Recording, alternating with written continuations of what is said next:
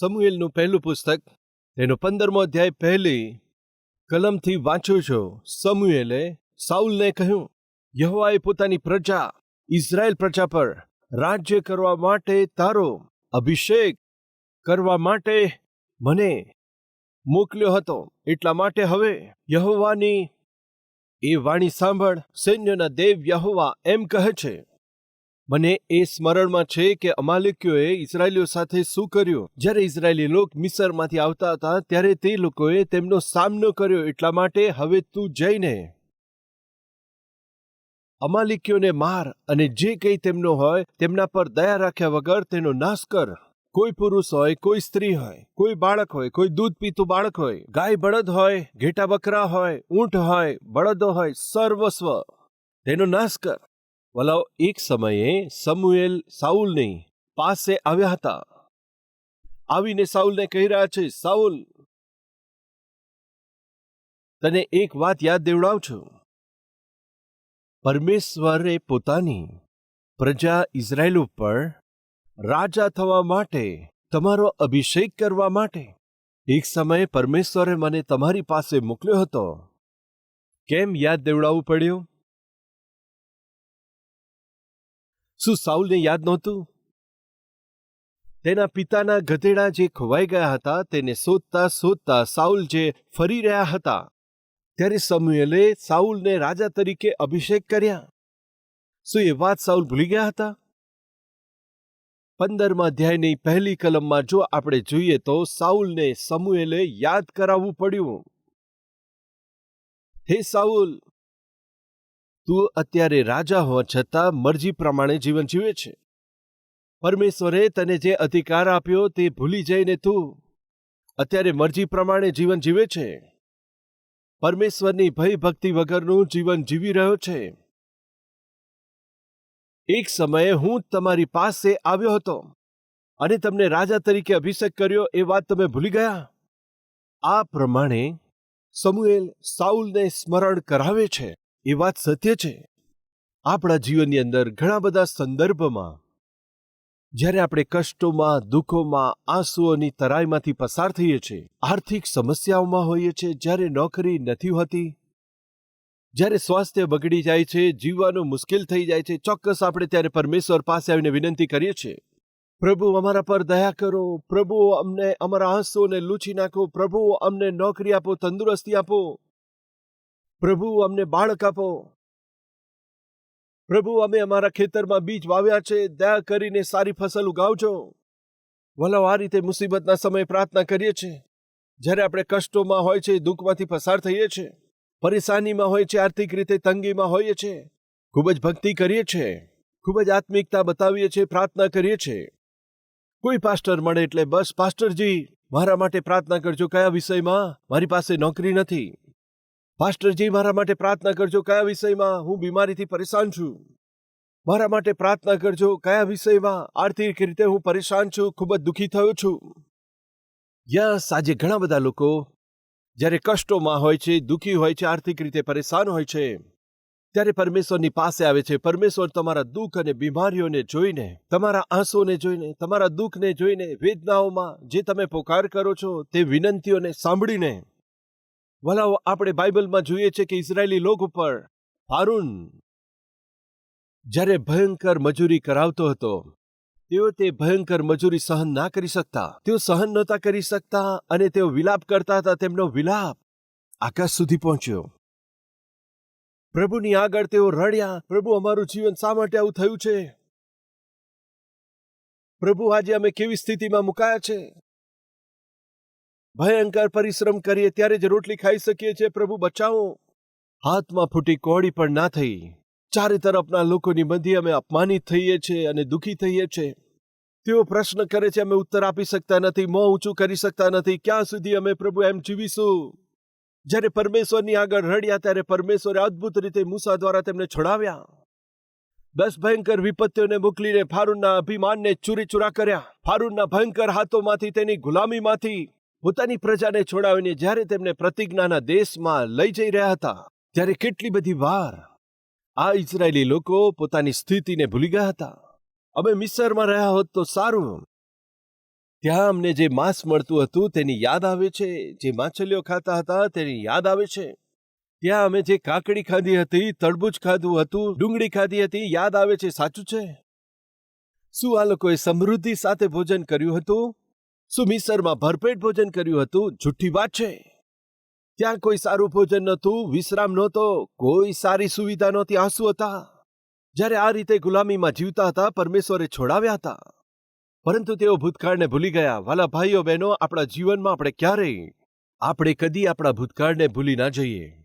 નોકરી મળ્યા પછી, સારી ફસલ ઉગ્યા પછી, હાથમાં થોડા પૈસા આવ્યા પછી ઘણીવાર આપણે પરમેશ્વરને ભૂલી જઈએ છીએ. આશીષ આપનાર પરમેશ્વરને ભૂલી જઈએ છીએ. આપણા આંસુ જેમણે લૂછ્યા છે પરમેશ્વરને ભૂલી જઈએ છીએ. પરમેશ્વરે આપેલા ઉત્તરને આધાર બનાવીને જ્યારે આજે આપણે સ્થિર થયા છે, પરમેશ્વરથી દૂર જઈએ છીએ. પાસ્ટરજી આવીને, શું વાત છે ભાઈ, આ દિવસોમાં ચર્ચમાં તમે દેખાતા નથી, શું કરીએ પાસ્ટરજી, નોકરીમાંથી સમય જ નથી મળતો. શું પરમેશ્વરે નોકરી આપી ભૂલ કરી? જ્યારે તમારી પાસે નોકરી નથી, પરમેશ્વર કરી ચર્ચમાં આવતા. જ્યારે પરિવારની અંદર પુષ્કળ સમસ્યા હતી, પતિ ખૂબ જ સતાવતા હતા, પરેશાન કરતા હતા, તે સમયે પ્રભુની પાસે આવીને આંસુ પાડતી હતી. પરંતુ હવે પતિમાં સુધારો આવ્યો છે તો તમારે વધારે આત્મિક જીવન જીવવાનું હતું. પરંતુ તમે શું કરો છો? પ્રભુ તમારા પરિવારમાં પરિવર્તન લઈને આવ્યા છે. પ્રભુથી તમે દૂર જાઓ છો. જ્યારે તમે બીમાર હતી, પરમેશ્વરે તમારા પર દયા કરી, તમને સાજા કર્યા, અને સાજા થઈ ગયા પછી હવે તમે શું કરો છો? પરમેશ્વરથી દૂર જાઓ છો. પરમેશ્વરે આપેલા સ્વાસ્થ્યને આધાર બનાવીને, પરમેશ્વરે આપેલી નોકરીને આધાર બનાવીને, પરમેશ્વરે આપેલા વેપારને આધાર બનાવીને પરમેશ્વરથી દૂર ચાલ્યા જવું એ ક્યારેય આશીષમય નથી વાલાઓ. જો આપણે પરમેશ્વર તરફ ના દેખીએ, પરમેશ્વર તરફ ના ફરીને પોતાની મરજી પ્રમાણે પરમેશ્વરે આપેલા આશીષોમાં રહીને એ જ આશીષોનો અનુભવ કરતા, એ આશીષોમાં આનંદ કરતા હોય, તેમ છતાં પરમેશ્વર તરફ ધ્યાન ના આપતા હોય તો સાવધાન. ત્યાં આગળ જોખમ છુપાયેલું છે. વલાવ એક રાજકુમારને બંધક બનાવ્યો હતો. તે પેલેસની અંદર, તે રાજ્યની અંદર, તે મહેલની ઉપર એક નાની ઓરડીમાં તે રાજકુમારને બાંધી દીધો હતો. તે રાજકુમારને આશા હતી, જો મારા પિતાને એ ખબર પડી જશે તો મને આ બંધનમાંથી છોડાવી લેશે. તેણે ઉપરથી બારીમાંથી નીચે જોયું તો નીચે એક રસ્તો હતો. તે રસ્તા પરથી એક વ્યક્તિ પસાર થતો હતો. સારી વાત છે, એક વ્યક્તિ પસાર થતો હતો. જો કોઈ રીતે એને જણાવીશ તો મારા પિતાને તે જણાવશે, એમ વિચારીને પસાર થતા એ વ્યક્તિને બોલાવવાનો પ્રયાસ કર્યો. બોલાવવાથી સર્વ લોકો સાંભળી જશે વિચારી. ત્યારે રાજકુમારે પોતાના હાથના એ સોનાના કડાને કાઢીને પસાર થતા એ વ્યક્તિની આગળ ફેંક્યું. આ રીતે પસાર થતા વ્યક્તિની આગળ જેવું તેને સોનાનું કડું દેખાયું, ત્યારે જુઓ તે વ્યક્તિની ખુશીનો તો કોઈ પાર રહ્યો નહીં. તે આશ્ચર્યચકિત થઈ ગયો. અરે, સોનાનું કડું! તે આશ્ચર્યમાં સામ તેમ જોયું, સોનાનું કડું ઉઠાવી લીધું. આ સોનાનું કડું શું કરવાનું છે? પણ જેમણે ફેંક્યું છે એ તરફ જોવાનું છે. ઉપર ના જોયું. હજી બીજા કોઈ સોનાનું કડા મળી જશે એમ વિચારીને આમ તેમ જોતો હતો, શોધતો હતો. પણ ઉપરથી તે રાજકુમાર કહી રહ્યા છે, સાંભળો, સાંભળો, એ તો હું છું. ભાઈ, મેં કડું ફેંક્યું છે, મને જુઓ. પણ તે જોતો નથી. બીજું પણ કંઈક મળી જશે એમ વિચારીને તે શોધતો હતો. ઠીક છે, હવે શું કરું? બીજું કડું પણ નીકાળીને જ્યારે તેણે બીજું કડું પણ ફેંક્યું. જે શોધતો હતો તેને જ્યારે બીજું કડું મળ્યું, આહા, આ સોનાના કડાથી તો મારી પત્નીને નેકલેસ બનાવીને આપી શકું છું. પહેલા સોનાના કડાથી મારી દીકરીનું લગ્ન કરાવી શકું. પાછો વિચારમાં પડી ગયો, જો બીજું કડું મળી જાય તો મારા દીકરા માટે, હા, નોકરી અથવા તો તેના માટે એક નવું વાહન ખરીદી શકું છું એમ વિચાર કરી તે તો બસ નીચે જ જોયા કરતો હતો અને નીચે શોધ્યા કરતો હતો. ત્યારે ઉપરથી રાજકુમાર હું છું. અરે ભાઈ, એ કડું મેં ફેંક્યું છે, પ્લીઝ મારી તરફ જો. પણ એ જોતો જ નથી. એવું શા માટે બન્યું? કેમ કે સોનાનું કડું જોતા જ તેમાં મગ્ન બન્યો હતો. હવે કોઈ ફાયદો નથી વિચારીને રાજકુમારે વિચાર્યું, હવે શું કરું કે મારી તરફ જુએ. પાસે એક પથ્થર દેખાયો. તે પથ્થરને ઉઠાવી લીધો. તે પથ્થરને ઉઠાવીને, તે થોડો ભારે હતો, એ પથ્થરને ઉઠાવ્યો. પેલો ભાઈ નમીને જે બીજું કડું શોધતો હતો તેના માથા પર માર્યો. જેવું એ પથ્થર એના માથા પર વાગ્યો, અરે, મરી ગયો, કોણ છો તમે? એમ કહીને તે ઉપર જોવા લાગ્યો. ક્યારે જોયું? જ્યારે પથ્થર માથામાં વાગ્યો ત્યારે, જ્યારે પથ્થર તેના માથામાં વાગ્યો ત્યારે જોવાનું મન થાય છે કેમ એટલું જોરથી માર્યું. વાલાઓ, સાવધાન. આજે આ વચન સાંભળનારામાં કેટલા લોકો પરમેશ્વરે આપેલા આશીર્વાદોને, પરમેશ્વરે આપેલા સારા તંદુરસ્તીના આશીર્વાદોને, સારી આવકના આશીર્વાદો પ્રાપ્ત કર્યા છતાં પરમેશ્વરથી દૂર જઈ રહ્યા છે? તો સાવધાન. આ રીતે પરમેશ્વરથી દૂર જતા લોકોને પરમેશ્વર શું કરશે જાણો છો? તેઓ હાથમાં પથ્થર લઈ લેશે. કોઈના કોઈ દિવસે એ પથ્થરને તમારી ઉપર મોકલશે. તમારી અનાજ્ઞાકારિતા, લાપરવાહી, પરમેશ્વરથી દૂર જીવનને લીધે આપણે જે કષ્ટ અને પરેશાની મેળવીએ છીએ તે તમને વહેંચું છું. આજે આપણામાંથી કોઈ પરમેશ્વરનો આશીર્વાદનો અનુભવ કરે છે, પરંતુ પરમેશ્વરની સંગતિ, પરમેશ્વરની ઉપસ્થિતિ અને વચનથી, સંગતિથી, પ્રાર્થનાના જીવનથી દૂર જાય છે તો સાવધાન. પરમેશ્વર તમારી ઉપર જરૂર પથ્થર ફેંકશે. તે પથ્થર કયા રૂપમાં હોઈ શકે છે તે કોઈ પણ જાણતું નથી. એ પથ્થર તમારી નોકરીને છીનવી લેનાર પથ્થર હોઈ શકે છે, અથવા ફસલમાં હાનિ પહોંચાડનાર પથ્થર હોઈ શકે છે, અથવા બીમારી રૂપી પથ્થર હોઈ શકે છે, આર્થિક સમસ્યા રૂપી પથ્થર હોઈ શકે છે, દુર્ઘટના રૂપી પથ્થર પણ હોઈ શકે. ચાહે ગમે તે મુશ્કેલી હોય, પણ એ મુશ્કેલી તમારા પર આવી પડે તે પહેલા પરમેશ્વરે તમને જે આશીર્વાદ આપ્યો છે તેને લીધે ધન્યવાદી હૃદયની સાથે, દીન સ્વભાવ સાથે પરમેશ્વરને માટે વિશ્વાસયોગ્ય જીવન જીવીએ. સાઉલ, શું તને યાદ છે તને રાજા તરીકે અભિષેક કરવા માટે પરમેશ્વરે મને મોકલ્યો હતો? શું યાદ છે તને? શા માટે સમુએલે યાદ કરવું પડ્યું? જાણો છો, સાઉલ ભૂલી ગયો હતો. આજે આપણી મધ્ય એવું કોઈ છે જેઓ ભૂલી ગયા હોય? 20 વર્ષ પહેલા આપણી સ્થિતિ શું હતી? ભૂલી ગયા? 15 વર્ષ પહેલા તમારું જીવન કેવું હતું? શું તમને યાદ છે? કઈ પેટી સાથે, કેવા વસ્ત્રો સાથે, કેવી સ્થિતિમાં આવ્યા? આ પ્રાંતમાં તમે પગ મૂક્યા તે યાદ છે? પણ જો ભૂલી ગયા છો તો પરમેશ્વર આજે યાદ દેવડાવે છે. તમે યાદ કરો. રાજા રસ્તાથી પસાર થતા હતા. એક વ્યક્તિ ભીખ માંગતો હતો, રાજા, રાજા, મને કંઈક ભિક્ષા આપી દો રાજા. રાજાએ જ્યારે તેમને જોયા, ખબર નહીં તેનો ચહેરો જોતા રાજાના મનની અંદર તેના પ્રત્યે એક વિશ્વાસ જાગ્યો. કેમ તમે ભીખ માંગો છો? રાજા, હું પરિશ્રમ કરવા માંગુ છું, પરંતુ મને કામ આપનાર તો કોઈ વ્યક્તિ નથી. કામ આપવાથી કામ કરશો? હા, ચોક્કસ કરીશ રાજા. તો મારી સાથે આવો, હું તમને કામ આપીશ. રસ્તાની કોરે બેઠેલા એક વ્યક્તિને રાજા પોતાના રાજમહેલમાં તેને કામ આપવા માટે લઈ ગયા. થોડા વર્ષો વીત્યા પછી એક સમયે ભીખ માંગનાર તે વ્યક્તિને રાજાએ સમય ઉપર તરક્કી આપી. તેની ઈમાનદારી અને ખરાઈને લીધે રાજાએ તેને એકવાર મંત્રી બનાવ્યો. જેવો તે ભીખ માંગનાર એ ભિખારી મંત્રી બનાવી દેવામાં આવ્યો, ત્યારે સહકર્મી સાથે સહકર્મચારી એ લાગ જોતા હતા ક્યાં આગળ તે ભૂલ કરશે, કેવી રીતે એને પકડાવી દઈએ. જ્યારે તેની ભૂલ શોધવા માટે તેઓ લાગ જોઈ રહ્યા હતા, એક દિવસે ધ્યાનથી જોતા આ મંત્રી તીતો પોતાને રૂમમાં ચૂપચાપ જઈને આમ તેમ જોઈને તેણે જોયું કે કોઈ તેને જોતું નથી. તિજોરી કે જે લોક કરીને મૂકી રાખી હતી, ધીરેથી તિજોરી ખોલી અને જે કઈ બાબતો તેમાં મૂકી હતી ઉપરથી નીચે સુધી ધ્યાનથી જોયું. બધું ઠીક છે એમ વિચાર કરીને તે તિજોરીને લોક કરીને બહાર આવી ગયો. એટલે તેમને સમજાઈ ગયું, રાજાએ ખૂબ જ ભરોસો મૂકીને તેને નોકરી આપી અને વિશ્વાસ મૂકીને મંત્રી પદ આપ્યું, પરંતુ ચોરી કરી છે. ચોક્કસ તેણે સોના ચાંદીની ચોરી કરી છે ને આભૂષણો તિજોરીમાં તેણે છુપાવ્યા છે. ચોક્કસ રાજાને આપણે જણાવીએ. રાજાની પાસે જઈને, રાજા, રાજા, જે ભીખ માંગતો હતો એને ભીખ માંગવા દેવાની હતી, પરંતુ તમે એને મંત્રી બનાવ્યો. એણે શું કર્યું જાણો છો? શું કર્યું તેણે?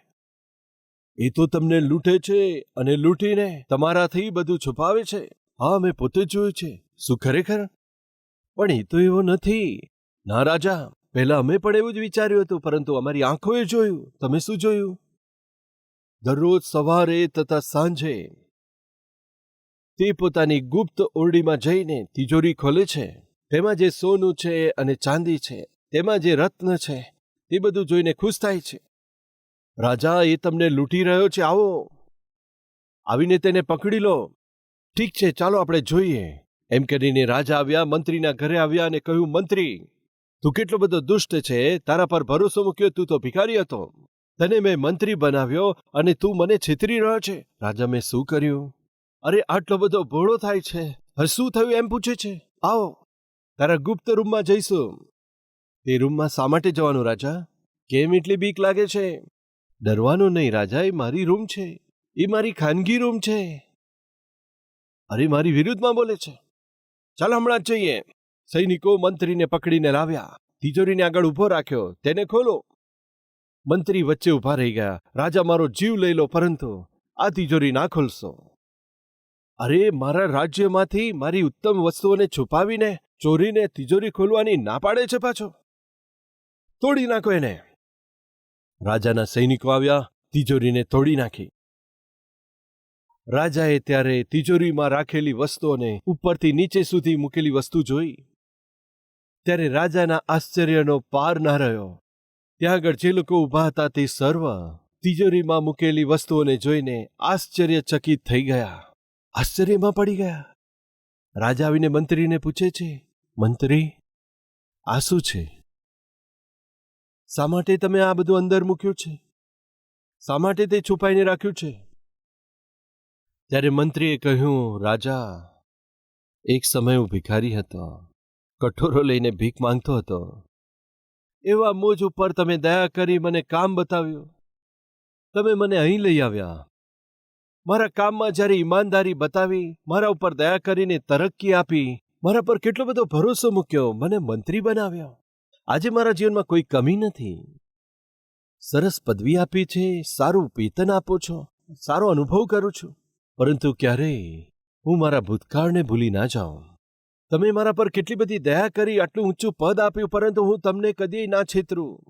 મારા હૃદયમાં પાપ આપીને કદાચ હું તમને દગો ના દઉં, એ ડરથી આજે, હે રાજા, મારા ભૂતકાળને મેં મારી તિજોરીમાં મૂક્યું હતું. દરરોજ સવારે આવીને તેને હું જોઉં છું. દરરોજ સાંજે આવીને તેને હું મારી નજરો આગળ રાખું છું. ત્યારે સૂઈ જાઉં છું. એ જ તો શા માટે? તમને વિશ્વાસુ રહું માટે, મારી સ્થિતિ કદી ના ભૂલી જાઉં માટે. ખરેખર તે મંત્રી એ તિજોરીમાં છુપાયેલું સોનું, ચાંદી કે મૂલ્યવાન વસ્તુ શું હતી જાણો છો? તે જે ભીખ માંગતો હતો તે કઠોરો. ભીખ માંગતા સમયે તેણે જે ધારણ કર્યું હતું એ કામડો. ભીખ માંગતા સમયે તેના હાથમાં જે હતી તે લાકડી. તે ત્રણેયને તિજોરીમાં તેણે છુપાવી હતી. કેમ જાણો છો? મારી તિજોરીને મારે ભૂલવાની નથી. સવારે અને સાંજે તેને જોઈને આ મારી સ્થિતિ હતી, આ મારું જીવન હતું. વાલા, એવા મુજ પર રાજાએ દયા કરીને મને ઊંચો કર્યો. વાલા ભાઈઓ, ભૂલશો નહીં, વાલા બહેનો, ભૂલશો નહીં. જે કોતરણીથી આપણને કોતરવામાં આવ્યા, જે ખાણમાંથી આપણને ખોદી કાઢવામાં આવ્યા, જે પથ્થરમાંથી આપણને કોતરી કાઢવામાં આવ્યા, તેને આપણે ભૂલી જઈએ તે કદી પણ ભલું નથી. વલા, તે સમયે સાઉલ ભૂલી ગયા હતા. એક સમયે પોતાના ગધેડાને શોધતા હતા. કોઈ પણ ઉદ્દેશ વગરનું જીવન જીવતા હતા. એવા કોઈ ઉદ્દેશ વગર જીવન જીવતા સાઉલને પરમેશ્વરે પસંદ કરીને રાજા તરીકે અભિષેક કરીને રાજ્યાસન આપ્યો. પરંતુ સાઉલ ભૂલી ગયા એટલે સમુએલે યાદ દેવડાવવા પડ્યા. વાલા ભાઈઓ બહેનો, આપણે ભૂલી ના જઈએ. કદાચ આપણી ધન સંપત્તિને કારણે, આજે તમારા ધન દોલતને કારણે, કદાચ આજે સારી સ્થિતિને લીધે જો તમે પાછલી સ્થિતિને ભૂલી જશો તો પરમેશ્વર તમને છોડી દેશે. બાઇબલ શું જણાવે છે? જે પોતાને ઊંચો કરે છે તેને પરમેશ્વર શું કરે છે? તેને નીચો કરે છે. તમે પોતાને ઊંચો ના કરો. અભિમાન ના કરશો. અભિમાનથી વાત ના કરશો. આજની સ્થિતિને લીધે જો અભિમાનથી વાત કરશો તો તમારા ધનને લીધે, તમારું સોનું, તમારી ચાંદીને લીધે, તમારી જમીન જાયદાદને લીધે, તમારા પ્રમોશનને લીધે, તમારી પ્રોપર્ટીઝને લીધે જો તમે અભિમાન કરશો તો પરમેશ્વર નીચે પાડી દેશે. વલાઓ, એક તળાવમાં કેટલીક માછલીઓ, કેટલાક દેડકા, કેટલાક બગલા આરામથી રહેતા હતા. કેટલાક સમય પછી પાણી સુકાવા લાગ્યું, કેવળ કીચડ રહ્યું. હવે બગલાને સમજાઈ ગયું, હવે અહીંયા જીવી ના શકાય, માછલીઓ પણ અહીંયા મરણ પામવા લાગી છે, આપણે બીજે સ્થાન પર જવું પડશે. તે તળાવની અંદર એક દેડકો તેમની વાત સાંભળતો હતો અને તે તેમને કહેવા લાગ્યો, તમને તો સારું છે, પાંખો છે, તમે ગમે ત્યાં ઉડી શકો છો, અહીંયાથી બીજા તળાવમાં જઈને પણ સારી રીતે જીવી શકો છો, પરંતુ મારે તો આ જમીનની અંદર ફસાઈને મરી જવું પડશે ને. જો તમે મારા વિશે પણ વિચારો તો સારું ને. આ રીતે દેડકાએ ત્યારે બંને બગલાઓએ વિચાર કર્યો અને તેને કહ્યું કે આ દેડકો તો આપણો મિત્ર છે. આપણી ઉપર તકલીફ આવી, આપણે જઈએ છીએ, શા માટે એને તકલીફમાં મૂકીએ? એમ વિચાર કરીને આવીને આ દેડકાભાઈને કહ્યું, સાંભળો દેડકાભાઈ, તમે એક કામ કરશો? હું અને મારો મિત્ર મળીને એક લાકડીને અમારા ખભા ઉપર મૂકીશું, ગરદન પર લાકડી મૂકીશું. એક પાતળી એવી લાકડી અમે ગરદન પર મૂકીશું. તમારે ખાલી એટલું જ કરવાનું છે, બસ ઉછળીને એ લાકડી પકડી લેજો. પછી અમે ઉડવા લાગીશું. તમે આરામથી બસ એ લાકડી પકડી રાખજો અને અમારી સાથે આવજો. બોલો, શું કહો છો? ખૂબ સારી વાત છે. આ રીતે દેડકાભાઈએ કહ્યું. આ બંને બગલાઓ જઈને લાંબી એવી લાકડી લઈને આવ્યા, પોતાની ગરદન પર મૂકી. પકડો કહ્યું ત્યારે એ દેડકો ઉછળીને લાકડી પકડી લીધી. આ બંને બગલાઓ આરામથી ઉડતા હતા અને વચ્ચે લાકડી પકડીને આ દેડકો પણ ફ્રી ટિકિટ આરામથી ઉપર સવારી કરતા હતા. આ બંને બગલાઓ અને વચ્ચે દેડકાભાઈ. એક ગામના ઉપરથી આ બગલાઓ જ્યારે ઉડતા જતા હતા ત્યારે ગામના સર્વ લોકો તેમને જોઈને કહે છે, આહા, કેટલી સરસ બાબત, કેટલા સરસ વિચાર છે. બંને બગલાઓએ આ લાકડીને ખભા પર મૂકી છે અને દેડકાભાઈએ તે લાકડીને પકડી રાખી છે અને ત્રણેય આરામથી ઉડીને જાય છે. કેટલો અદ્ભુત પ્લાન છે ભાઈ! કોનો આ પ્લાન છે? આ રીતે નીચેથી કોઈ બૂમ પાડી, આ પ્લાન કોનો છે? આ રીતે બૂમ સંભળાતા દેડકાભાઈએ ચૂપ રહેવાનું હતું. મોંથી લાકડી પકડી રાખેલ દેડકાએ કહ્યું, એ તો મારો છે. એમ કહ્યું. શું કહ્યું? મારો જ છે. બસ ત્યાર પછી શું થઈ ગયું? નીચે પડી ગયો.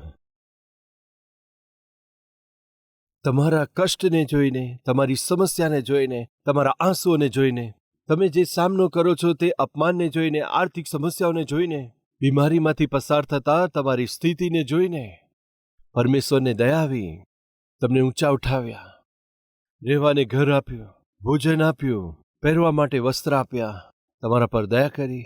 ધન્યવાદી બનીને જીવવાનું હતું. પરંતુ આ રીતે કહેનાર, આ રીતે આશીષ આપનાર પરમેશ્વરને ભૂલી ગયા.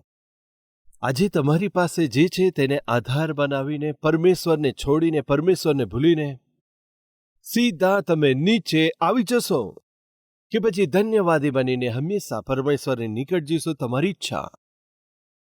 પરમેશ્વરની સમક્ષ ધન્યવાદી બનીને જીવશો તો ઊંચા કરવામાં આવશો. જો અભિમાન કરશો તો નીચે પડી જશો.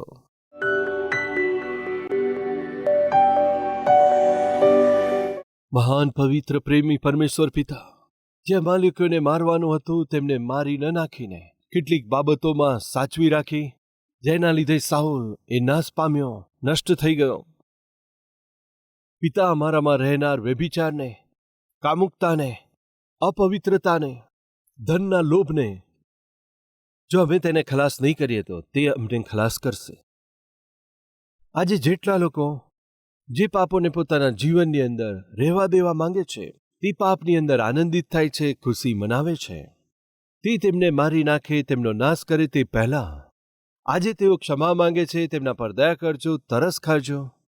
પ્રભુ, ધન્યવાદી બનીને જે અમારી પાસે છે તેમાં નિરંતર પિતા સંતોષી સ્વભાવ સાથે તમારી સ્તુતિ કરી એવો સ્વભાવ આપજો. ધન્યવાદી બનીને જીવવાનો સૌભાગ્ય આપજો. અભિમાનનું જીવન દૂર કરજો. અભિમાનમાં જીવન ના જીવીએ પિતા, પ્રભુ ઈસુના નામમાં માંગીએ છે. આમેન.